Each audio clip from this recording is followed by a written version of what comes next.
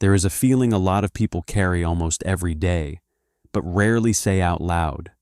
It shows up in quiet moments. You wake up, you check your phone, you see someone getting promoted, getting married, buying a house, building something, moving somewhere, figuring life out.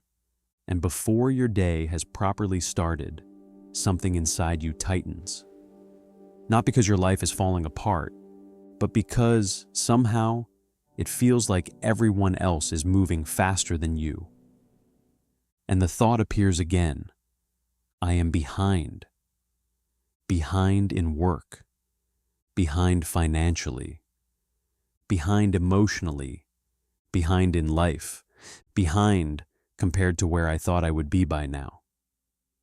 What makes this feeling so painful is that it does not wait for failure. Sometimes you feel it even when you are trying, even when you are making progress, even when, from the outside, your life looks fine. So, what is actually going on? Because most people think this feeling means they are not doing enough. But a lot of the time, that is not the real problem.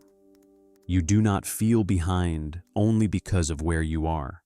You feel behind because the finish line in your head keeps moving. That is the pattern. You reach one point, and your mind immediately asks why you are not further. You make progress, but it does not land. You finish one thing, and your brain shows you 5 more. You finally rest, and even that can feel like falling behind. So, the issue is not just that life is hard. It is that you are measuring your life against standards that never stay still. And once that starts happening, nothing feels like enough for long. At some point, most of us absorb the idea that life has a proper schedule. By this age, you should know who you are. By this point, you should be more settled. You should be clearer, calmer, more successful, more certain, more accomplished. And if you are not hitting those markers at the right pace, something must be wrong with you. But almost nobody asks the obvious question. Who created that schedule?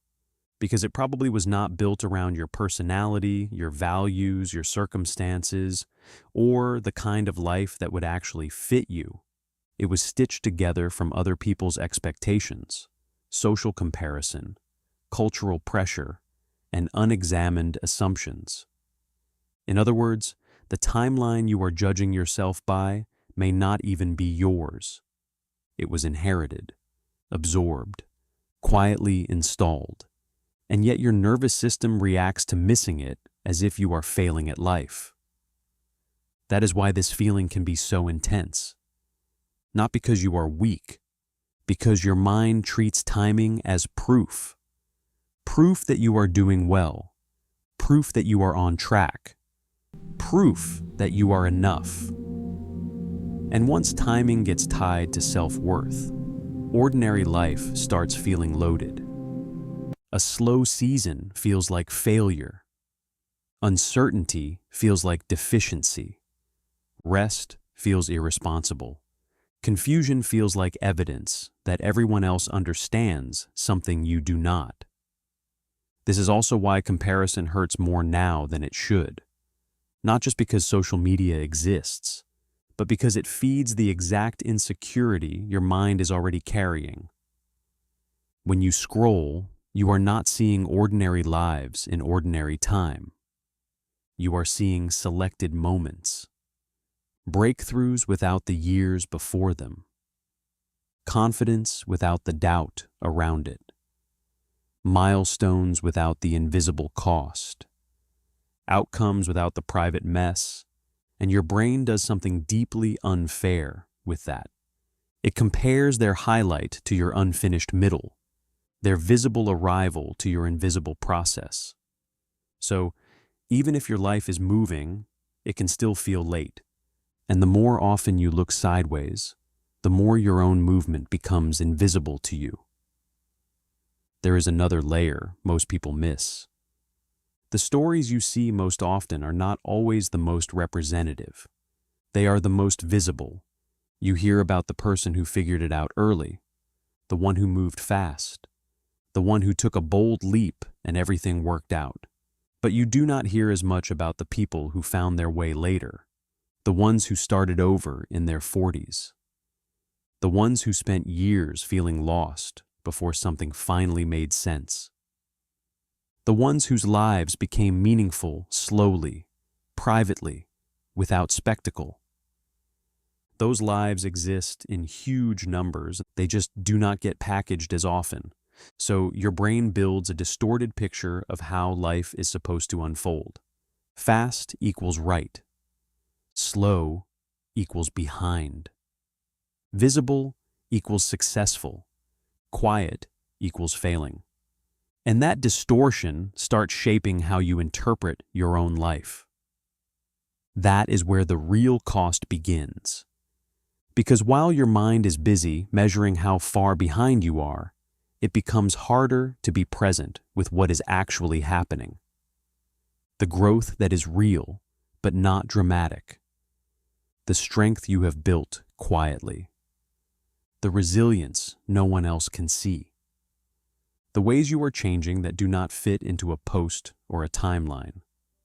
When you constantly measure yourself against a moving standard, progress never gets a chance to feel real. And something else happens too. The pressure that you think is motivating you often starts doing the opposite. It increases anxiety, makes action feel heavier, turns ordinary delays into personal judgments, makes useful effort feel emotionally expensive. So, the very thing your brain thinks is helping you stay alert ends up making it harder to move clearly.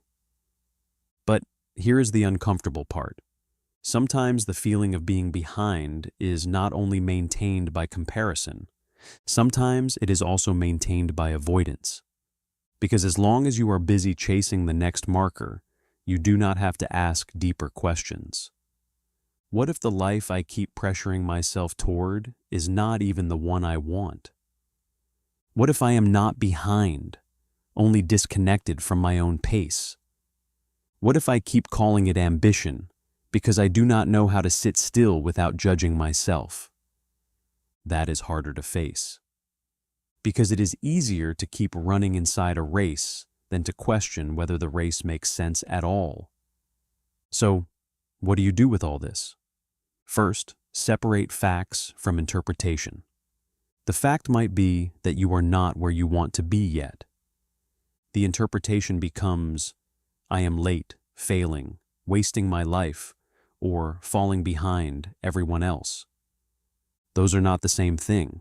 Not being where you want to be is human. Turning that into an identity verdict is what crushes you. So when this feeling rises, ask, what is actually true right now? And what story am I building on top of it? Second, stop measuring your life only by distance left. Measure it sometimes by distance traveled. A mind trained only on what is missing will never feel settled. Even real progress will feel empty if your attention skips past it too quickly. Third, choose one standard consciously, not 10 borrowed ones. One. Maybe it is honesty. Maybe it is peace.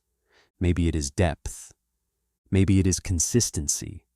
Maybe it is building a life that actually fits who you are becoming, not one that only looks impressive from the outside. Because when you let 100 unexamined standards run your life, you will feel behind no matter what you achieve.